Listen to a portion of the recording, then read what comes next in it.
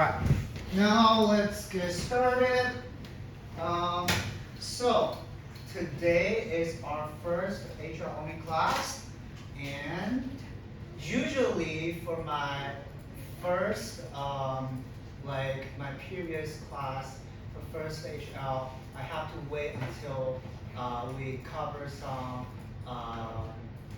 SL stuff. But because you guys, I've taught you since grade 9, and I know your foundation, and so I think with our foundation we can directly skip A1, A2, A3, and directly go into A4. Because if you look at A1, A2, A3, that's pretty much what we have learned in E9 and E10 MIP science, in MIP physics. And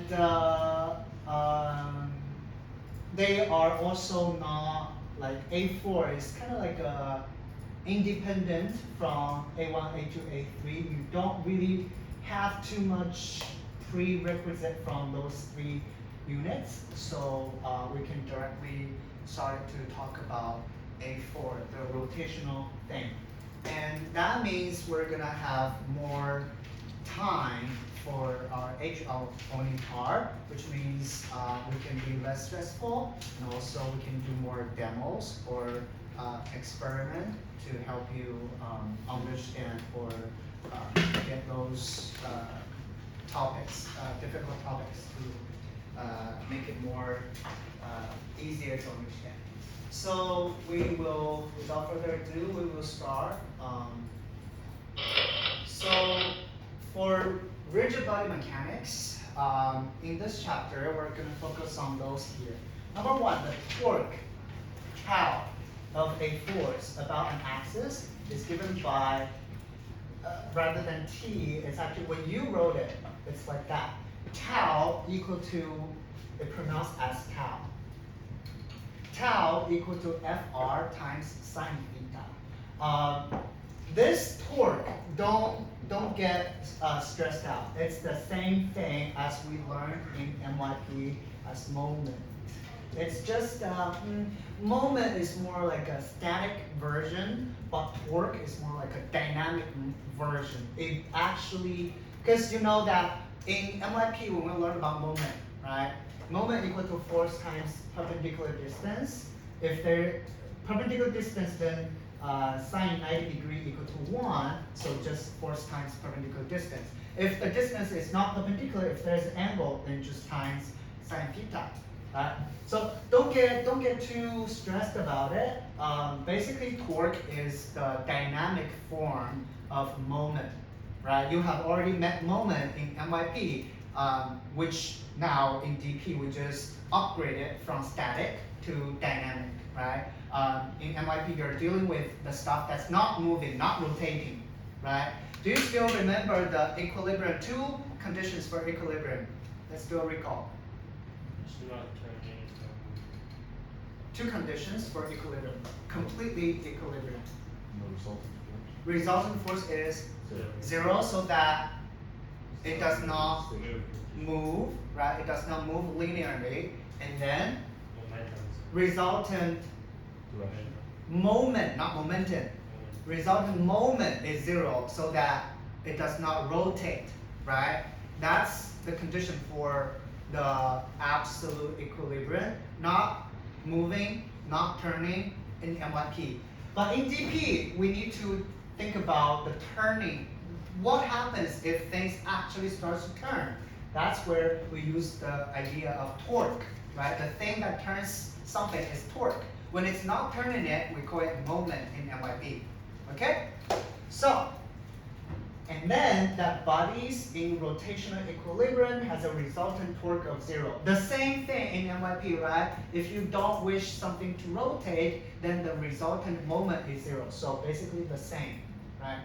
That an unbalanced torque applied to an extended rigid body will cause angular acceleration,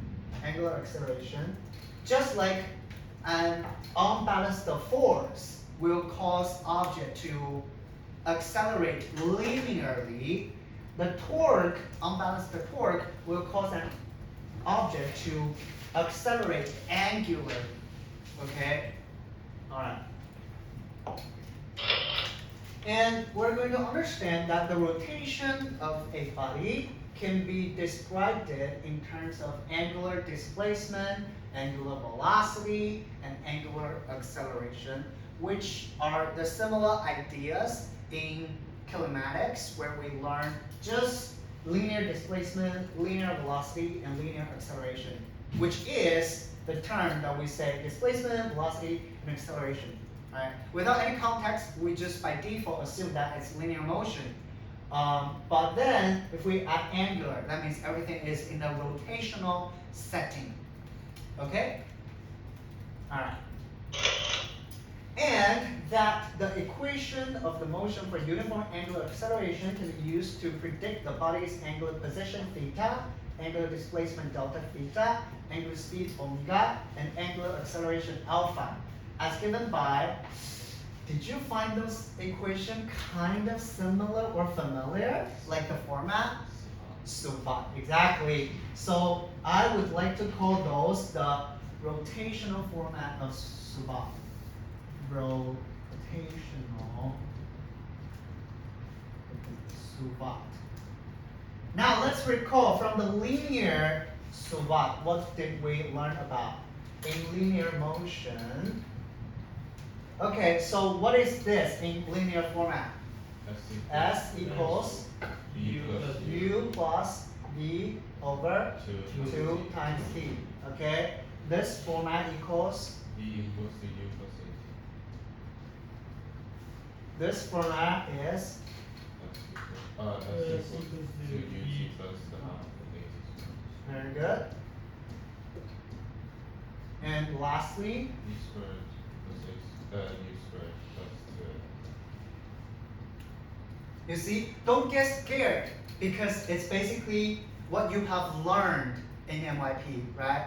You have already learned those equations. It's now just we're translating, we're transporting, or yeah, transporting.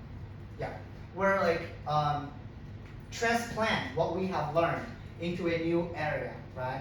Using the similar ideas and concepts. So don't get scared. If you can remember Suvat, you can remember this as well. Okay. And that the moment of inertia, I, depends on the distribution of mass of an extended body about an axis of rotation.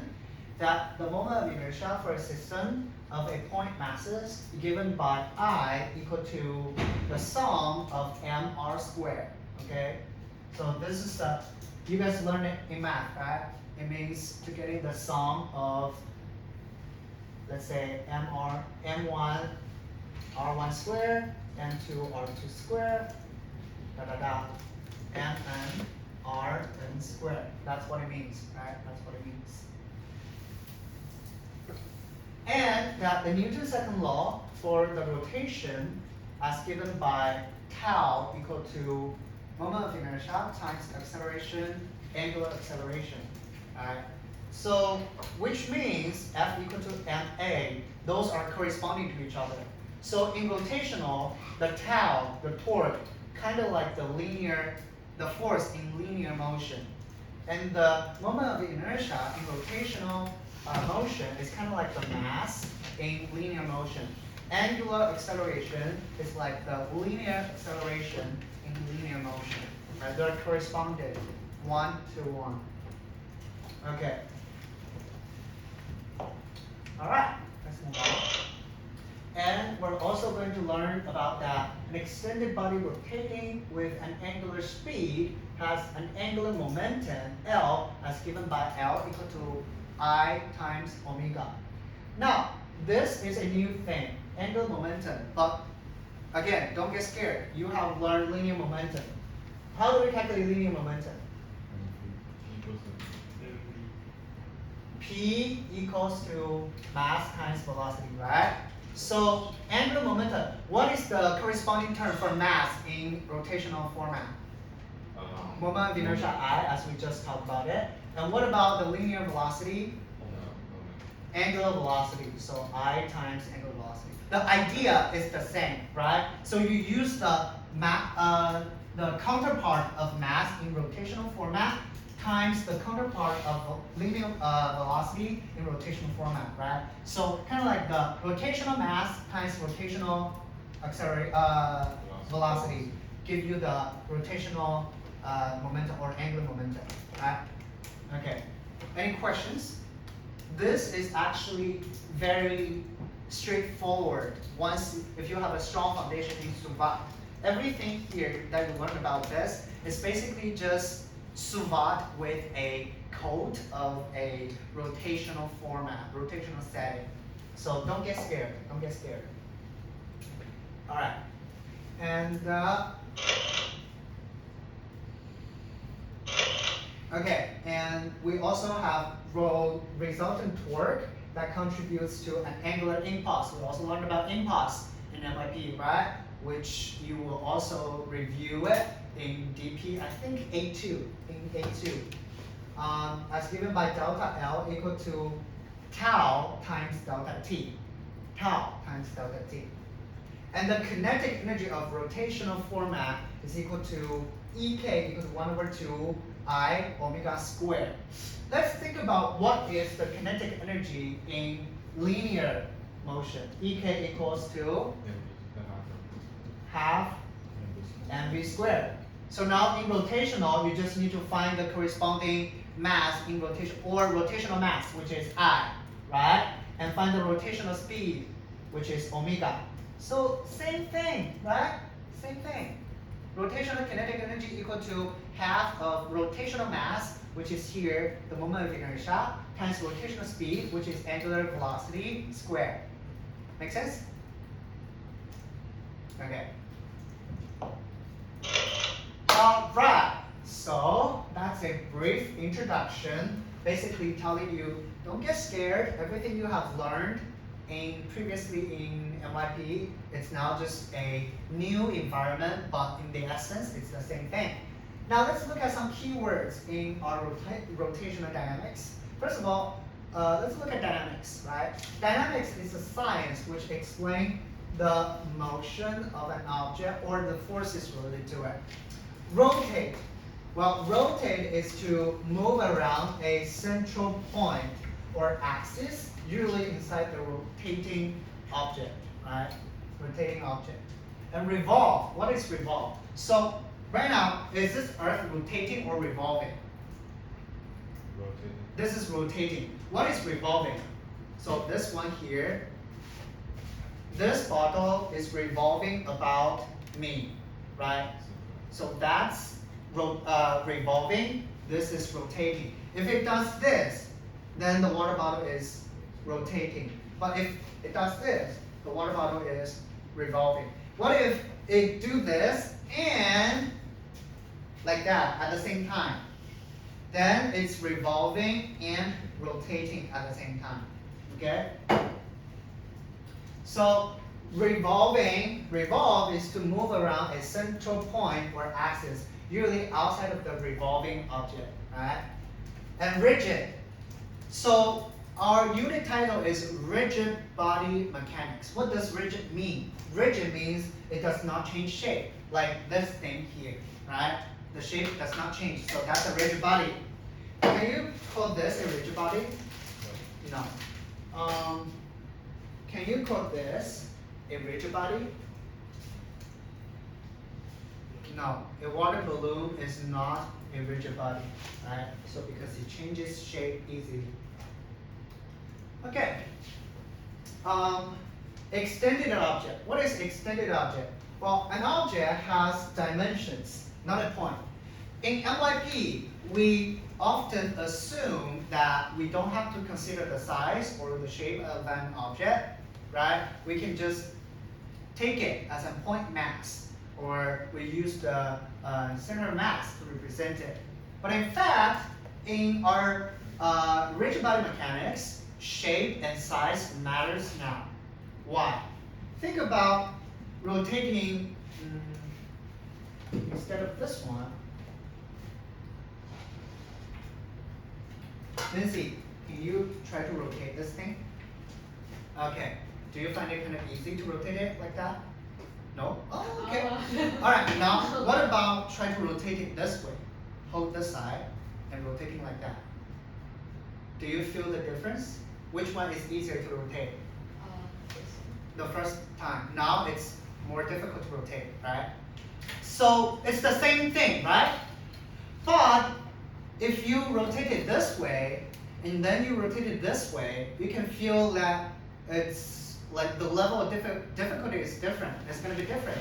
So in rigid body mechanics, shape and size matters.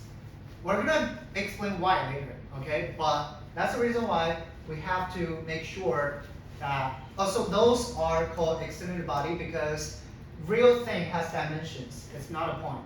It's not a point. Now, axis of rotation. What is axis of rotation? So right now, if I rotate it this like that, what is its axis of rotation? The middle line. This middle line, right? But what if I rotate it like this? What's the axis of rotation? Still this middle line horizontally? Vertical line. It's actually the vertical line of here. That's the rotating axis, right? That's the rotating axis. Okay. Very good. Any questions for me? We're all good? All right. Let's move on. Okay. Now, linear and angular displacement and velocity. Let's compare and contrast them. So, we don't have to recall this, but here, how do we calculate the arc length in math? If we have a, let's say, an arc shape like that, then this arc length S should equal to the radius R times the angle theta, right? Did you guys learn this in math? Okay, so same thing here, where theta is the angle measured in radians, not degrees, not 360 degrees, but in 2 pi radian, right? 2 pi radian. Okay, so, and how do we define velocity in linear motion? Velocity is the rate of change of displacement. Velocity, right? It's a vector, so it's a rate of change of displacement. V equal to displacement over t, or rate of change, so delta S over delta t. Now, correspondingly, if we wanted to find rotational velocity or angular velocity, then it should be the rotational displacement over time, right? Which is, when we rotate, what is exactly, how can we represent the rotational displacement? Angle. We use angle, right? So if we rotate one rotation, that's how much angle? 2 pi. That's 2 pi, right? So here we use angle theta to represent the angular displacement. Angular displacement, delta theta over delta t. The logic is the same because velocity is the rate of change of displacement. In linear motion, we use linear displacement over time because time is a scalar. So it's the same in rotating and linear motion. Now, in rotational motion, we use rotational displacement, which in this case is angle, right? Angular displacement over time to get the rotational velocity or angular velocity. Okay? Quick question, is angular velocity scalar or vector? Vector. It has direction, alright? So if you're rotating this way, then the direction is, from your perspective, not mine, from your perspective, Clockwise. clockwise. So if it's rotating this way, anti-clockwise, so it does have direction, right? It does have direction. So we're gonna get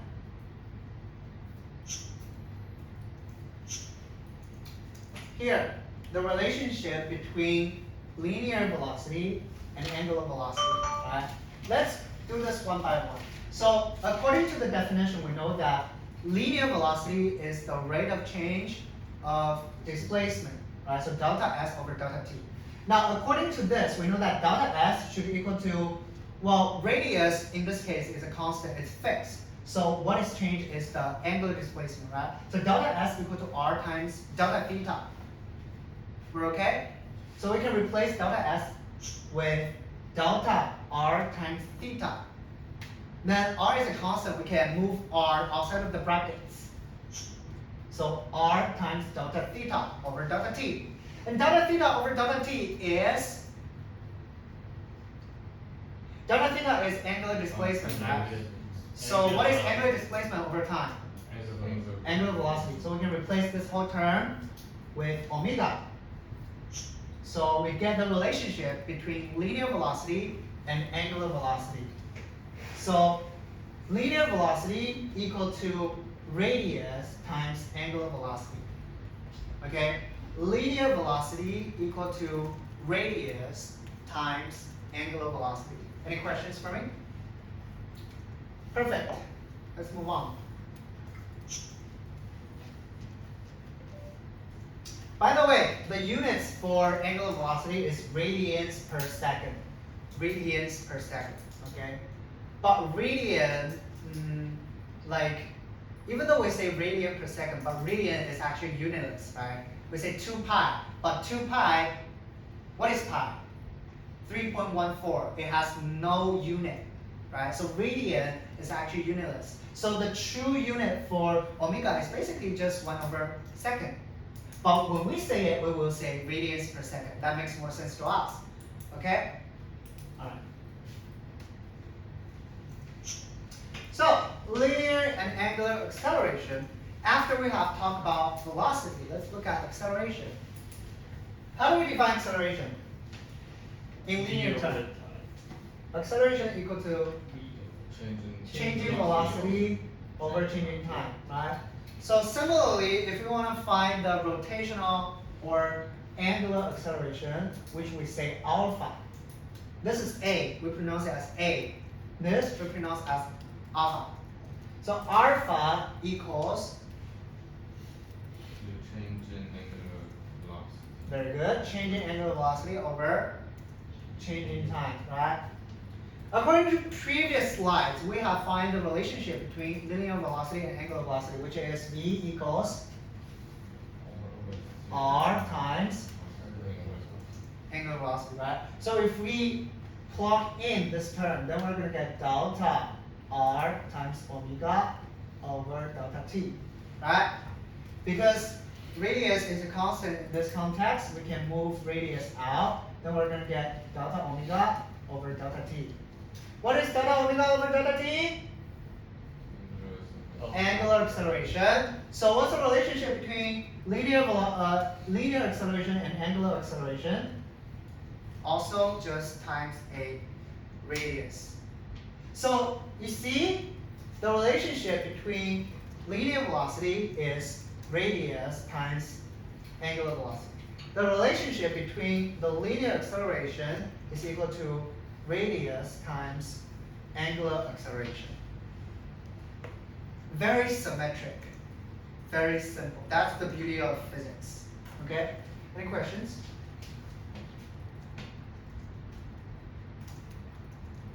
Very good. All right, let's move on.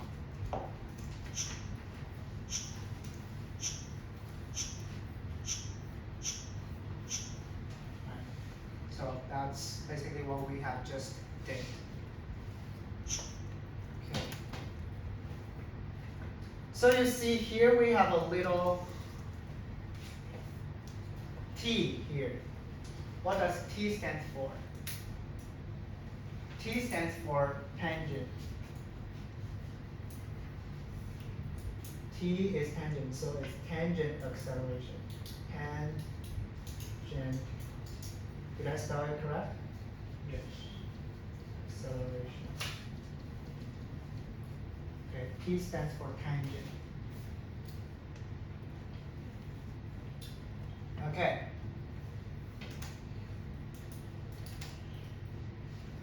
Question. Did we learn any other acceleration that's involved in rotating or circulating? Wait, no. in MIP. Centripetal force. Centripetal acceleration. AC, right? Centripetal acceleration. Don't confuse with centripetal acceleration and the tangent acceleration. There are two different things. Okay? Tangent acceleration and centripetal acceleration are two different things. However, they're also related in rotational motion. We're gonna come into discuss about the difference between those two and the connections between those two later. Any questions? Okay, good. So, centripetal and tangential acceleration. See, literally just later, right? Okay. I swear I didn't look at this PowerPoint beforehand, okay? I didn't. Okay, so AC equal to V squared over R, if you still remember it, right? We learned about this, hey, did I tell you the formula for centripetal acceleration in MRP? You No. told us the centripetal force formula. Yeah, centripetal force Fc mv squared over r. and V squared over R. But according to Newton's second law, F equal to ma. So mass cancel out. Basically, this term is the centripetal acceleration, right? So centripetal acceleration equal to V squared over R. Now, as we already know the relationship between linear velocity and angular velocity, we can replace V as R times omega, bracket square over R. So if we open it, we're gonna get R squared omega squared over R. R cancel out, so we get omega squared times R, or R times omega squared. Very easy. Okay, so here's the thing, right? This is AT, tangential acceleration, because it is tangent to the motion, right? It's tangent to the tire. Why is this why is centripetal acceleration called AC? Because it's always pointing to the center, right? That's what we learned in MYP. But what about the overall acceleration?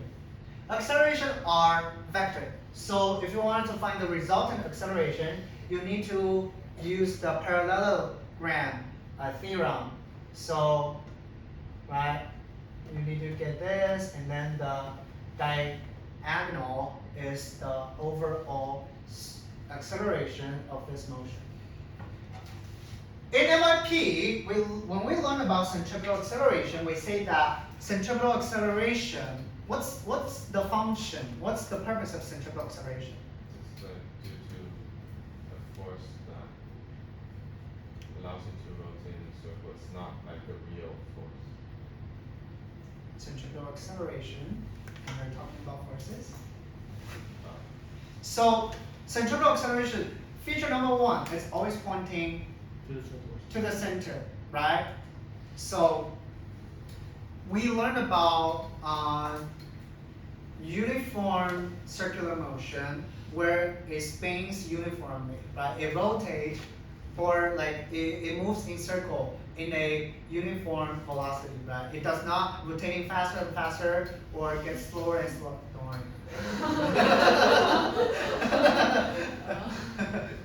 Safety protocols are strictly practiced. Okay, so now what does AC do? What does centripetal acceleration actually do? To the limit. If without centripetal acceleration, can things move in circle? No. But does centripetal acceleration contributes to the change in magnitude of the velocity? So remember, when we learn about acceleration, we say that acceleration is the reason why velocity changes, right? But velocity is a vector. It means velocity has two things. First of all, magnitude. Second of all, direction. If we change the magnitude of the velocity, does velocity changes? Yes. If we change the direction of the velocity, does velocity change? Yes. Yes, because velocity is a vector. Both magnitude and direction contributes to velocity. And we say acceleration is the change in velocity over time. So as long as velocity changes, there should be acceleration, right? But if we're doing a uniform circular motion, that means the speed does not change. But why is there acceleration anyway? Why is there a centripetal acceleration? Because direction changes, right? So what does centripetal acceleration do? It changed the direction of the velocity, but not the magnitude, right? Then what if you wanted to make it spin faster and faster? You need to change the magnitude of the velocity, and at the same time change the direction, right? Because if you don't change the direction, it cannot be a circular motion. It will go in a straight line if direction don't change, right? So in order to make sure it's a circular motion, first of all, you have to have AC, centripetal force, to make sure it's a circular motion. And then, if it's spinning at a constant rate, or it's spinning faster and faster, or slower, depends on whether the magnitude of the velocity changes. But that's not what AC does. AC only controls direction. Then think about it. What could be the other term that contributes to the change in magnitude of the velocity?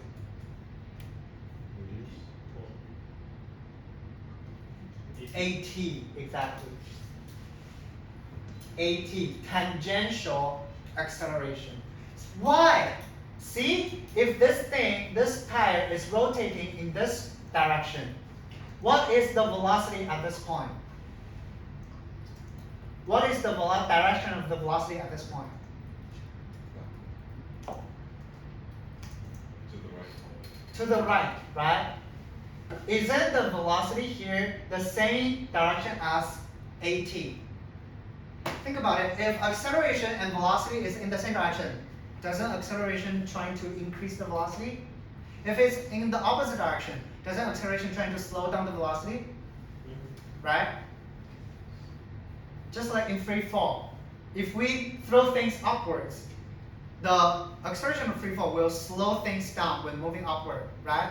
If the thing starts to fall, the acceleration of free fall will try to add up to the velocity. So it's gonna fall faster and faster, right? So if acceleration and velocity is in the same direction, then the magnitude of the velocity will increase. If it's in the opposite direction, then the magnitude of the velocity will decrease. But what if the acceleration and the velocity is perpendicular?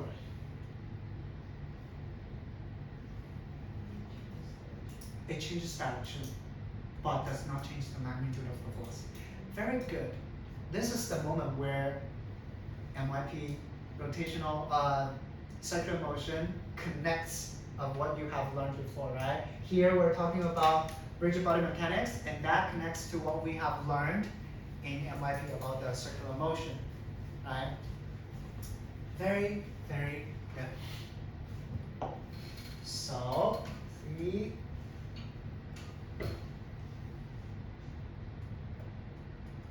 So this tire starts from rest, and then you see it's rotating faster, right? And faster. It starts from rest, and then when it starts to rotate, it rotates faster and faster. That's due to AT. Okay, that's due to AT. And why is it rotating? That's due to AC. AC changes direction, while AT changes the magnitude.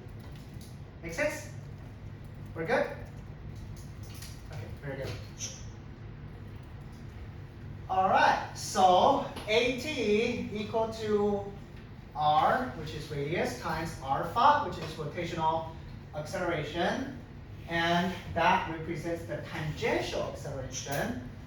And the tangential and centripetal accelerations are mutually perpendicular. They're perpendicular to each other. They're perpendicular to each other. And the net acceleration is the vector sum of AC and AT. Okay, that's the resultant or net acceleration. Both two terms contributes to the overall net acceleration. So if that's the case, then the what's that thing in math called? Like Pythag? Which is c squared equal to a squared plus b squared, right? In a right triangle. In a right triangle. Okay, so once the wheel reaches operational speed, at equal to 0, and only ac remains. What does that mean?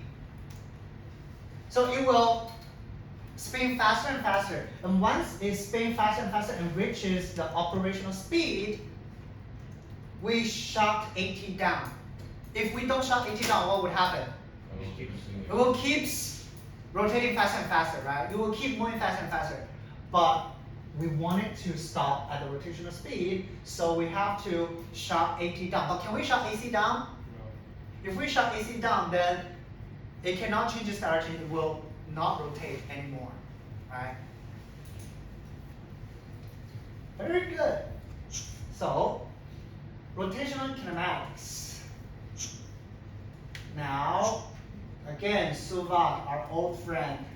Hello, darkness, my old friend. Here is hello, Suva, my old friend. And the following conventions. So, we know Suva and we know the relationship between the angular terms and linear terms. We can derive from the Suva to get the rotational format, right? So, how do you prove it? How do you combining those equations to get those equations? I'll leave it as an exercise that you can do by yourself after class. We're not going to spend time on class to derive it because that's pure mathematical stuff, which you can do it by yourself.